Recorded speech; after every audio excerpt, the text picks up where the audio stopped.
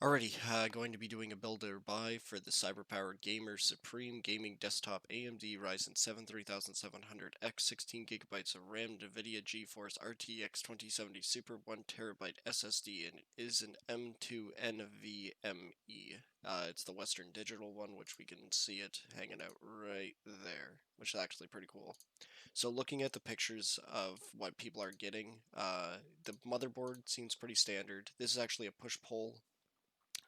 By that I mean there's another fan behind and another fan here, making it so this CPU should stay cool in theory, but because this is the only external fan that they have, I don't think it's a great idea because hot air is probably just hanging out in here, and I can tell from the comments people are saying that when they take off the side panel, the temps drop a lot, but you don't want to be leaving that open because that makes it easier for dust to get in.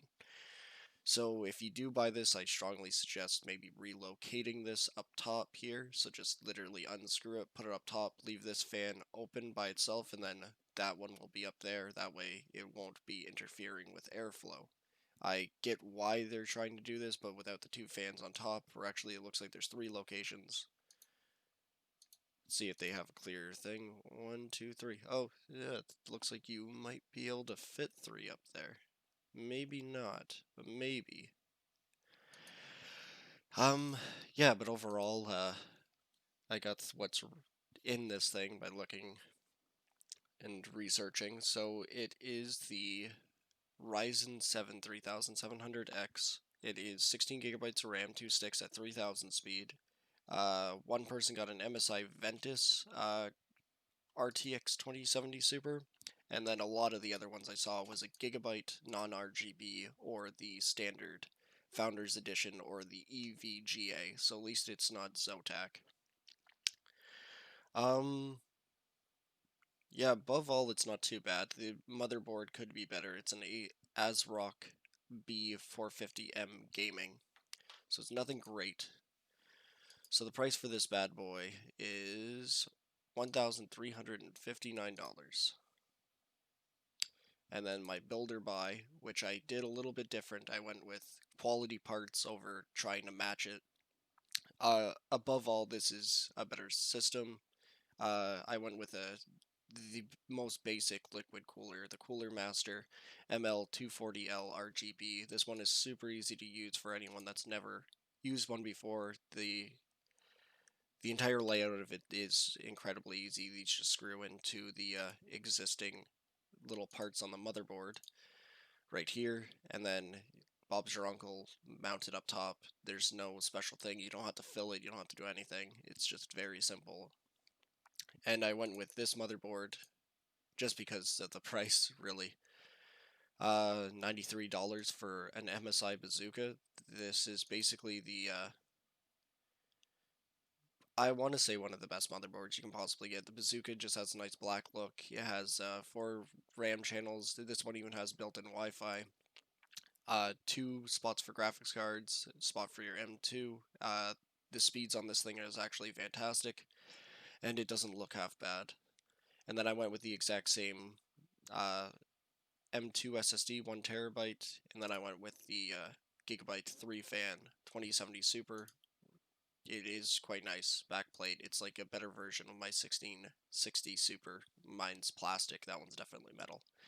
The Corsair case for the price is definitely my favorite. I like it because it has the opening at the front so you know you're getting airflow. Even up here it has a little one. Problem with the CyberPower one, doesn't really look like it has anything going on at the bottom, and then just this little slot at the top. Fans get most air from the sides, just how it works. The rotation pulls air towards, and then it would suck in from the sides where the blades are meeting at the end. With it just being up top, such a big gap difference, no wonder people are having claims of. Let me just see what this one guy said, because I got it. So he says that the GPU was hitting 83 Celsius, which is terrible. Anything over 80 is hitting the danger zone. You really don't want anything to be passing 70 in a perfect world. So, yeah, that's not great. This also will have all the fans. The RGB liquid cooler will go up top, and then 3 Corsair RGB fans at the front, which are great fans, very quiet.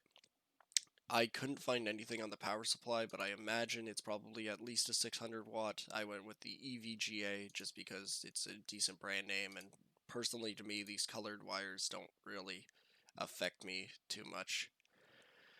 And then we had to add Windows 10, which this is a proper key. You buy it, they email it to you, and it's only $4. I use this all the time. I know people are going to be like, nah, you gotta pay $100 for the Windows. It's like, no, you can actually choose not to pay for Windows at all, and then there'll just be a little watermark here saying activate Windows, which most people do. I went with a very generic gaming keyboard RGB because the one that this one comes with is pretty plain Jane. There's really nothing pretty about it at all. And then the rip off the Logitech mouse. The mouse is pretty bad. It's got a lot of lag problems. This one I'm sure isn't much better, but above all for 25 bucks. I thought it wasn't too bad. So anyways, the final price of this one that I built here after Windows and everything you need, it comes up to $1,304, and this one is $1,490. $1,349. Holy moly, English hard. So it's not terrible. The one thing that you are going to have to do if you get this, it would be nicer to have faster RAM. I do have to say for this one I did add 3600 speed, CL16. This is like the best bang for your buck. It's crazy fast. It will boost your CPU percent by at least 4 to 5% in performance, so it's like almost flirting with a 3800X without having to pay for it just because of your RAM speed. This one's only 3000. A little bit disappointing, but you can always overclock it, I'm sure, to 3400. And at the end of the day, it's not going to be too different.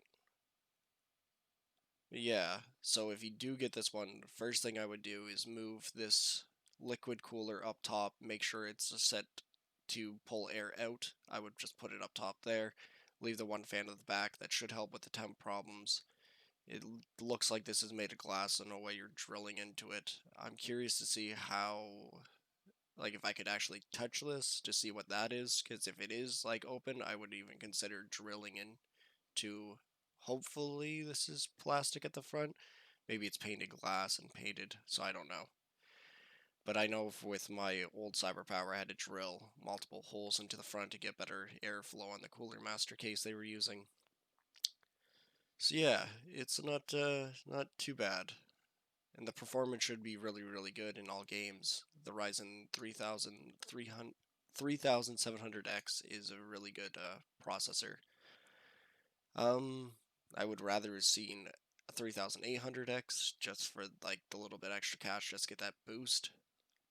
But it is what it is.